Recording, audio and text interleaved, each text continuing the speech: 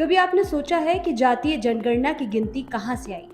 कैसे पता चलता है कि किस क्षेत्र में कौन से समुदाय के लोग ज्यादा हैं और कौन से समुदाय के लोग कम? और यह गिनती कब हुई थी?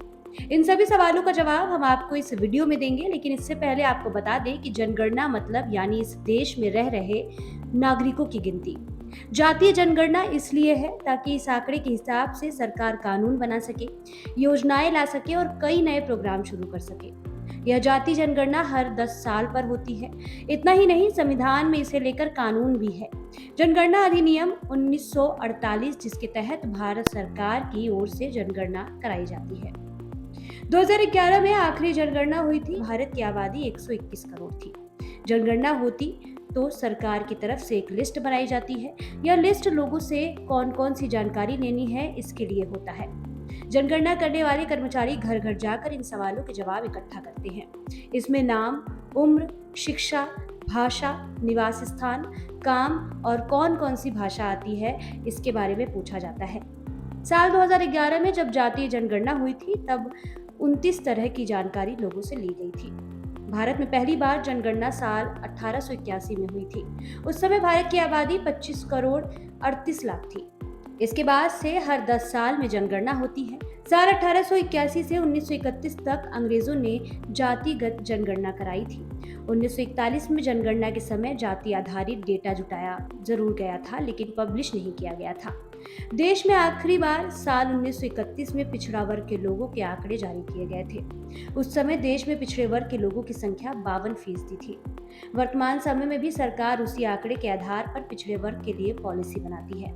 साल 1951 से 2011 तक की जनगणना में हर बार अनुसूचित जाति और अनुसूचित जनजाति का डेटा दिया जाता है, लेकिन ओबीसी और दूसरी जातियों का नहीं। जानकारों का कहना है कि साल 1951 के बाद से ओबीसी का आंकड़ा जारी न होने के कारण उनकी सही आबादी का अनुमान लगाना मुश्किल है। वहीं कांग्रेस पहले से जातिगत जनगणना की पैरवी करती रही है।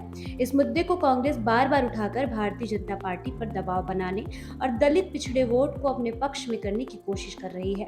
तो वहीं दूसरी तरफ बीजेपी इस मुद्दे से बचने की कोशिश में लगी है। भाजपा का तर्क है कि जातिगत जनगणना कराने से समाज के अंदर फूट पड़ने की संभावना बढ़ जाएगी। यदि पिछड़ी जातियों की संख्या अधिक निकली तो वे अपने लिए अधिक आरक्षण की मांग करेंगी। ऐसे समाज में जातियों के बीच टकराव की संभावना बढ़ जाएगी। वहीं ऐसा भी माना जा रहा है कि भारतीय जनता पार्टी को डर है कि इस जनगणना से भारतीय जनता पार्टी के हिंदुत्व की राजनीति को खतरा है। अभी तक जिन चुनावों में जाति के आधार पर ध्रुवीकरण हुआ, बीजेपी के लिए बड़ी मुश्किल खड़ी हुई थी। वहीं आपको बता दें, बिहार सरकार की ओर से कराई गई जाति आधारित गणना की रिपोर्ट जारी कर दी गई है। रिपोर्ट के अनुसार कुल आबादी 13 करोड़ से अधिक है, जिसमें पिछड़ा वर्ग की संख्या 27.12% है, अत्यंत पिछड़ा वर्ग 36.1% है, अनुसूचित जाति की संख्या 19.65% है, अनुसूचित जनजाति की संख्या 1.68% है और सामान्य वर्ग की संख्या 15.52% है। गुरुग्राम से बी न्यूज की रिपोर्ट।